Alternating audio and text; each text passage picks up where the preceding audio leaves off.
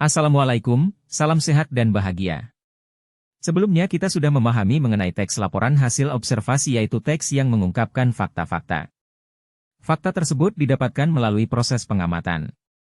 Nah, hari ini kita akan mempelajari materi struktur teks laporan hasil observasi. Jika kalian cermati, penulis laporan membagi laporannya ke dalam 3 penjelasan pokok. Apa sajakah 3 penjelasan pokok tersebut? Secara umum, teks laporan hasil observasi disusun dengan struktur berikut.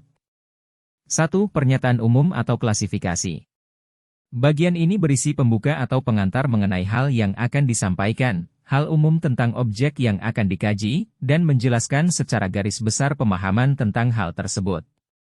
Contohnya, jika objek observasi adalah binatang, hal yang dibahas di bagian ini adalah nama ilmiah, klasifikasi umum binatang, serangga, mamalia, unggas, dan lain-lain, dan tempat hidup secara umum. 2. Deskripsi bagian. Bagian ini berisi penjelasan detail mengenai objek atau bagian-bagian dari objek. Contohnya, jika objek observasi adalah binatang, hal-hal yang dapat dibahas di bagian ini adalah bagian tubuh, pola makan, daur hidup, habitat, kebiasaan unik, dan lain-lain. 3. Deskripsi manfaat atau kesimpulan. Bagian ini menjelaskan manfaat dari objek yang diobservasi, baik bagi manusia maupun alam secara umum. Contoh teks laporan hasil observasi yang berjudul Belalang Anggrek. Teman-teman, kali ini saya akan menyampaikan laporan hasil observasi yang telah dilakukan beberapa waktu lalu. Objek yang diobservasi adalah belalang anggrek. Pertama-tama, saya akan menyampaikan informasi umum terkait dengan belalang anggrek. Belalang anggrek atau Hymenopus coronatus adalah salah satu jenis belalang sentadu atau belalang sembah yang hidup di Indonesia dan kawasan Asia Tenggara lainnya. Seperti namanya, belalang ini memiliki bentuk dan warna yang menyerupai bunga anggrek. Pada bagian berikutnya, saya akan menjelaskan ciri khas belalang anggrek yang terdiri atas bagian tubuh, bentuk tubuh, makanan, dan daur hidupnya. Bagian tubuh belalang anggrek terdiri atas kepala, toraks, dan abdomen. Di bagian kepala terdapat mata majemuk, mulut, dan 2 buah antena seperti benang. Seperti jenis belalang sentadu lainnya, kepala belalang anggrek dapat berputar 3.600. Di bagian toraks terdapat 3 pasang kaki. Kaki depan belalang anggrek yang panjang dan kuat dilengkapi dengan duri dan capit. Belalang anggrek memiliki 2 pasang sayap yang menutupi bagian abdomennya. Sayap depan berfungsi melindungi sayap belakang sehingga teksturnya lebih keras. Ukuran tubuh belalang anggrek berbeda antara jantan dan betina. Panjang tubuh belalang anggrek jantan sekitar 2,5–3 cm, sedangkan betina 6–7 cm.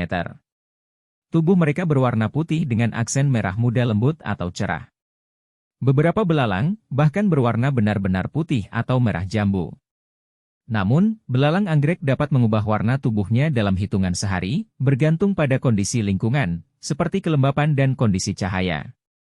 Belalang anggrek merupakan predator polifagus atau pemakan beberapa jenis mangsa. Mereka memangsa serangga lain yang bertubuh lebih kecil, seperti jangkrik, capung, lebah, dan lalat. Belalang anggrek menggunakan bentuk dan warna tubuhnya untuk menarik perhatian mangsa. Saat mangsa mendekat, mereka akan menggunakan kaki depannya untuk menangkapnya.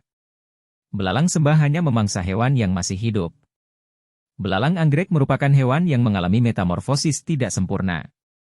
Fase hidupnya terdiri dari telur, nimfa, dan dewasa.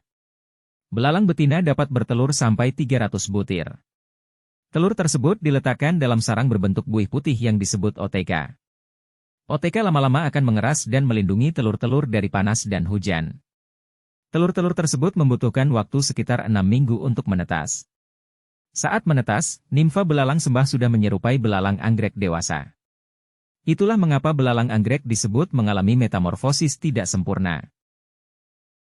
Sebagai penutup, saya akan menyampaikan manfaat belalang anggrek. Belalang anggrek berguna bagi manusia untuk membasmi hama berupa serangga. Karena keindahannya, belalang anggrek juga dijadikan peliharaan. Demikian laporan hasil observasi saya. Terima kasih atas perhatian teman-teman semua.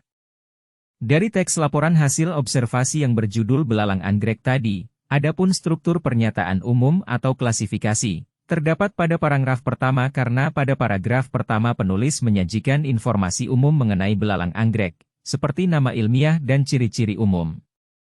Sedangkan, struktur deskripsi bagian, terdapat pada paragraf kedua sampai paragraf kelima, alasannya karena paragraf-paragraf ini memberikan informasi lebih terperinci tentang belalang anggrek.